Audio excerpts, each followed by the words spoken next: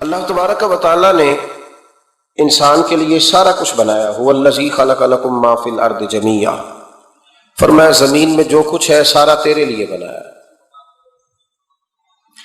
کسی کو آپ نوکری پہ رکھتے ہیں، اس کے ساتھ معاہدہ یہ ہوتا ہے کہ یہ تجھے رہنے کے لیے مکان دیا جائے گا، 3 وقت کا کھانا دیا جائے گا، 2-3 دفعہ پینے کو چائے ملے گی، اور اتنی تنخواہ ہم ہر مہینے تمہیں ادا کریں گے. اور پھر ڈیوٹی یہ ہے کہ یہ مشین ہے، اس پر تم نے صبح 8 بجے سے 4 بجے تک کام کرنا ہے. اب وہ شخص کیا کرتا ہے؟ وہ تنخواہ بھی وصول کرتا ہے، مکان پہ بھی قبضہ کر لیتا ہے، اور وہ 3 وقت کھانا بھی کھا لیتا ہے، چائے بھی پی لیتا ہے، اور مہینے کے بعد تنخواہ بھی وصول کر لیتا ہے، پر مشین پہ کھڑا نہیں ہوتا. تو اس کا مالک اسے رکھے گا؟ بولتے نہیں آپ حضرات. رکھے گا، اسے چھٹی کرا دے گا. وہ کہے گا تو کتنا عجیب آدمی ہے کہ اب جو مطالبات تیرے تھے وہ سارے پورے ہو گئے، اور جو میرا مطالبہ ہے تو نے پورا ہی نہیں کیا. اختلاف ہو جائے گا، جھگڑا ہو جائے گا، مالک ناراض ہو جائے گا. سمجھانے کے لیے مثال دے رہا ہوں کہ ہم نے کیا کیا ہے. ہم نے اللہ کی دی ہوئی زمین پر گزارا بھی کیا، اس کا دیا ہوا رزق بھی کھایا.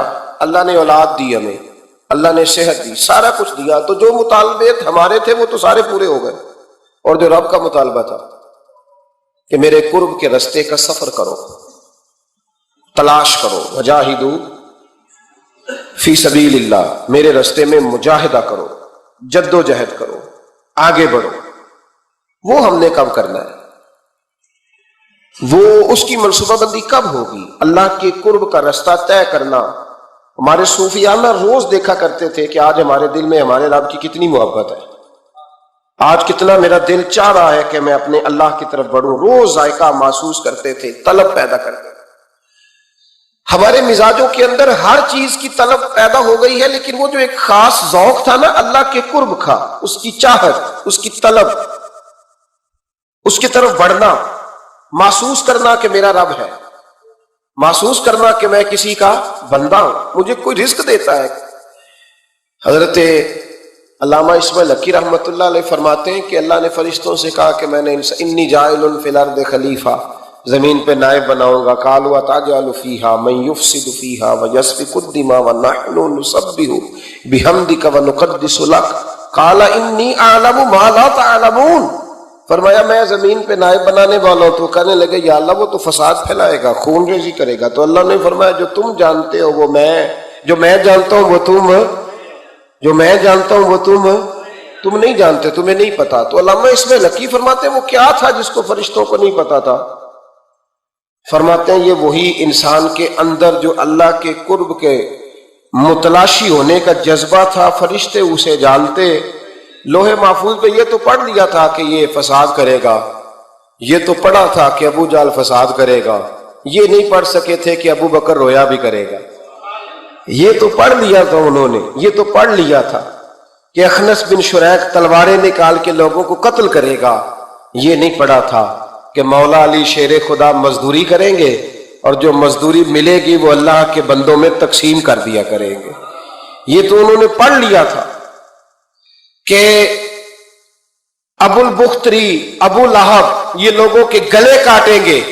پر یہ نہیں پڑھا تھا کہ عثمان غنی رضی اللہ تعالیٰ عنہ قحط کے زمانے میں بھی کروڑوں کا مال اللہ کے رستے میں خرچ کر دیا کرے. وہ جو انسان کے اندر طلب ہے، وہ جو تڑپ ہے، وہ جو شوق ہے، وہ جو کیفیت ہے، وہ جو معرفت کا نور ہے، یہ اللہ کو بڑا ہی پسند ہے، یہ بڑا ہی پسند. میرے رسول کریم علیہ السلام ہر مقام پہ اپنے رب کی رحمت کا ذکر فرماتے. بات کسی کی ہو رہی ہوتی حضور چھیڑ اللہ کی رحمت کا ذکر دیتے. ایک صحابی چڑیا کے بچے اٹھا کے لے آئے. وہ چڑیا شکایت لے کے آئی اور حضور کے کندھے پہ بیٹھ کر شکایت کرنے لگی کہ حضور آپ کے صحابی نے میرے بچے اٹھا لیے. بات تو چڑیا کے بچوں کی ہو رہی تھی نا. رسول کریم فرمانے لگے اس کے بچے چھوڑ دو. اور پھر حضور فرمانے لگے دیکھو یہ چڑیا اپنے بچوں سے کتنا پیار کرتی ہے. جب چڑیا اتنا پیار کرتی ہے تو رب اپنے بندوں سے کتنا پیار کرتا ہو، اللہ کتنی رحمت والا ہوگا. یعنی ہر بات میں رسول کریم نا، ہر بات میں اللہ کی رحمت کا ذکر. ایک جنگ کا موقع ہے، تو صحابہ کرام علیہم رضوان فرماتے ہیں کہ دوران جنگ ایک عورت کا بچہ کھو گیا، اور بچہ بھی دودھ پیتا تھا۔ دودھ پیتا بچہ کچھ دیر ملے نا تو ماں کی چھاتیوں میں دودھ جوش مارتا ہے۔ دودھ پیتا بچہ کھو گیا تو عورت دیوانوں کی طرح، مجذوبوں کی طرح بچہ تلاش کرتی، میرا بچہ، کبھی ادھر جاتی ہے کبھی ادھر جاتی ہے، ڈھونڈتی ہے، تلاش کرتی، پریشان ہوتی۔ میرے رسول کریم کی نظر پڑ گئی، حضور کی نظر رحمت ہو گئی، تو محبوب فرمانے لگے صحابہ بتاؤ اس کا بچہ ڈھونڈو۔ ایک صحابی کہنے لگے حضور مجھے پتا ہے کہاں ہے، ابھی ملوا دیتا ہوں۔ تو حضور نے فرمایا یہ اپنے بچے سے کتنا پیار کرتی۔ عرض کی حضور نہ کوئی ماپ سکتا ہے، نہ کوئی تول سکتا ہے، نہ کوئی اندازہ کر سکتا ہے۔ حضور کی آنکھوں میں آنسو آ گئے۔ فرمایا ذرا ایک بات تو بتاؤ یا رسول اللہ پوچھئے۔ فرمایا اگر اس کا بچہ اسے مل جائے تو یہ اسے آگ میں ڈالے گی؟ تو صحابہ عرض کرنے لگے حضور ہو ہی نہیں سکتا، یہ تو گرم ہوا نہیں لگنے دے گی۔ تو حضور فرمانے لگے میرا رب اس سے بہت بڑھ کر اپنے بندوں سے محبت کرنے والا، اور اس سے بہت بڑھ کر اپنے بندوں پہ رحم کرنے والا ہے۔ وہ بھی چاہتا نہیں کہ اس کے بندے جہنم میں جائیں، وہ بھی چاہتا۔ حضور ہر لمحہ اللہ کی رحمت کا ذکر کرتے ہیں، صبح سے شام تک نا۔ آج آپ نے جمعے سے لے کر تراویح تک، عشاء تک، وہ جو گھٹنا درد کرتا ہے نا اس کو مہربانی کر کے چھوڑ دیں، اور جو بچہ نافرمان ہے اس کو بھول جائیں۔ آج سارا دن نا اللہ کی رحمت کا ذکر کریں کہ اللہ بڑا ہی کریم ہے، اس کے فضل کا ذکر کریں۔ ایک کاروبار ہی نہیں نا چلتا، پیر تو چلتے ہیں نا اللہ کے فضل سے، زبان تو چلتی ہے نا، ہاتھ آنکھیں یہ سارا کچھ چل رہا ہے نا۔ جو شے نہیں نہ چل رہی اس کو آج چھوڑ دے، مہربانی کریں۔ جو ساری چل رہی ہے اس پر تو اللہ کی رحمت کا اظہار کریں۔ یہاں تک لکھا امام صفوری نے کہ قیامت کے دن اللہ ایک بندے کے لیے دوزخ کا حکم دے گا، بندہ جہنم کی طرف جا رہا ہے، فرشتے زنجیریں ڈال کے کھینچ کر لے جا رہے ہیں، بندہ جا رہا ہے دوزخ کی طرف، فرشتے کھینچتے ہیں تو وہ پھر مڑ کے پیچھے دیکھتا ہے۔ توجہ ہے میری بات پر؟ ادھر دیکھنا ذرا، وہ کئی دفعہ کسی کو کھینچتے ہیں نا تو مڑ مڑ کے پیچھے دیکھتا ہے۔ چلو آپ کو سمجھاتا ہوں، سمجھ آ جائے گی۔ وہ جب سکول جانے کو دل نہیں نہ کرتا تھا جی، انتے سلیکشن دینے نا اپنے بچے نے، اور بڑا 1.5 گھنٹے کا، بچے ناراض نہ ہو جائے، جب وہ کبھی جس نلائق کا سکول جانے کو دل اور اس کو کھینچتے تھے تو وہ پلٹ پلٹ کے پیچھے جاتا نہیں۔ اسی طرح مدرسے میں بھی جب آتے ہیں تو کئی بچے ایسے ہوتے ہیں جو آتے نہیں تو کھینچ کھینچ کے نہیں لے جاتے کئی دفعہ۔